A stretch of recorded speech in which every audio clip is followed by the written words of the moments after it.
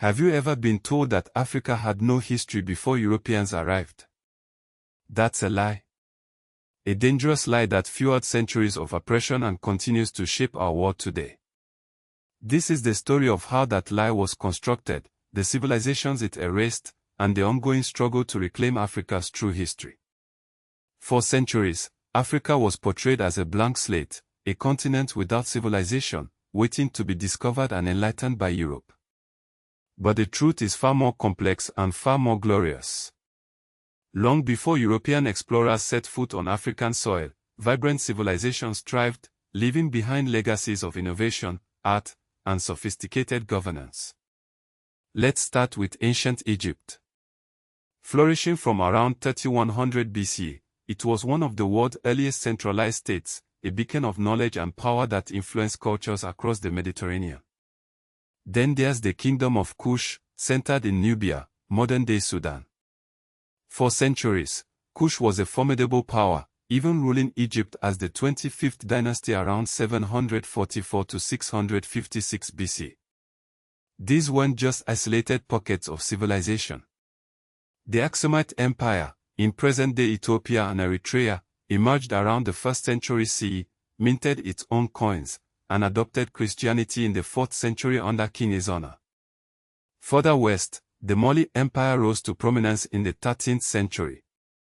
Mansa Musa, who ruled from 1312 to 1337, became legendary for his pilgrimage to Mecca in 1324, a spectacle of wealth and grandeur that captivated the world. The Songhai Empire followed, continuing the legacy of West African trade and scholarship. In southern Africa, Great Zimbabwe stood as a testament to African ingenuity.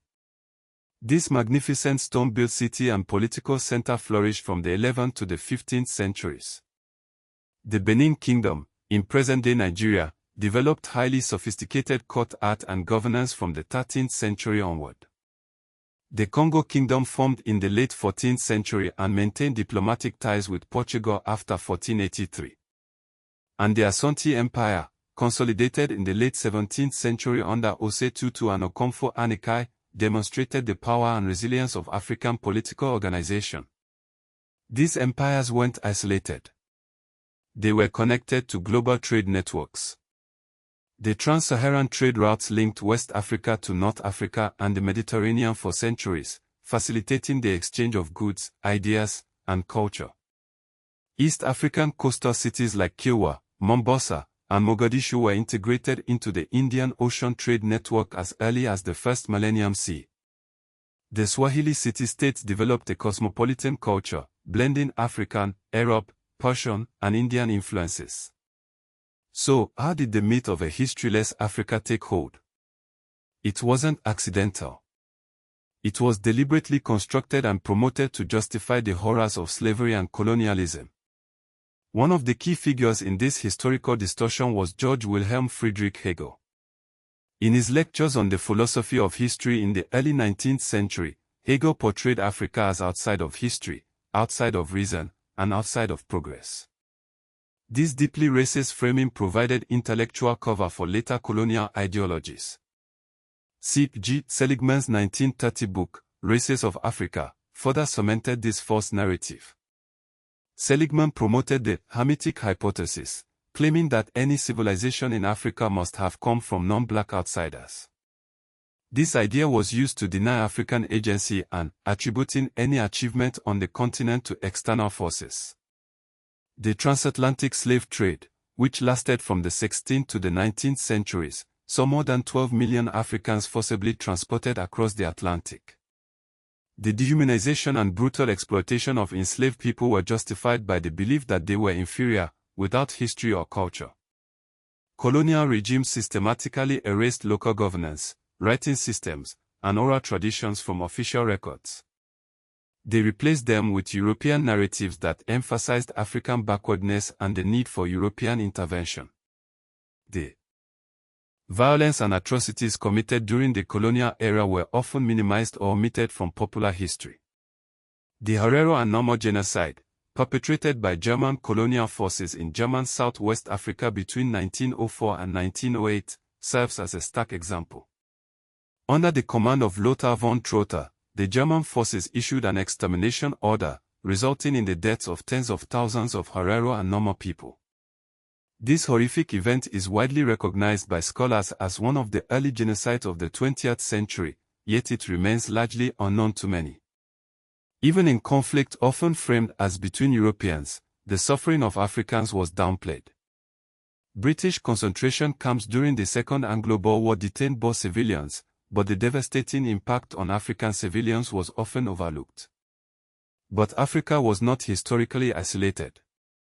Ethiopia maintained long-standing diplomatic and religious connections to the Mediterranean world. The Kingdom of Congo sent embassies to Portugal and developed a literate Christian elite. African merchants and scholars actively participated in Islamic intellectual networks across North and East Africa.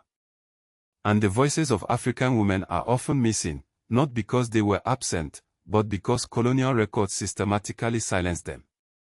Oral history, court memories, and local traditions preserved women's roles, which colonial archives often ignored. Women like Zingaman of Nongo and Matamba, who resisted Portuguese expansion in the 17th century, and Yasantewa, who led the War of the Golden Stool against the British in 1900, demonstrate the power and influence of African women throughout history. The denial of African agency even extended to archaeological sites. For decades, European settlers and pseudo-scholars claimed that Great Zimbabwe could not have been built by Africans. Modern archaeology has definitively proven that it was built by ancestors of the Shona and related African populations, but the initial denial was politically motivated, designed to undermine African claims to land and self-determination. The Hamitic hypothesis shaped real policy.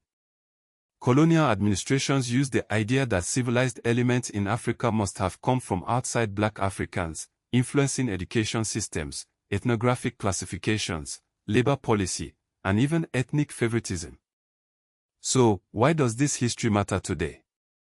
Because the lie that Africa had no history continues to have consequences.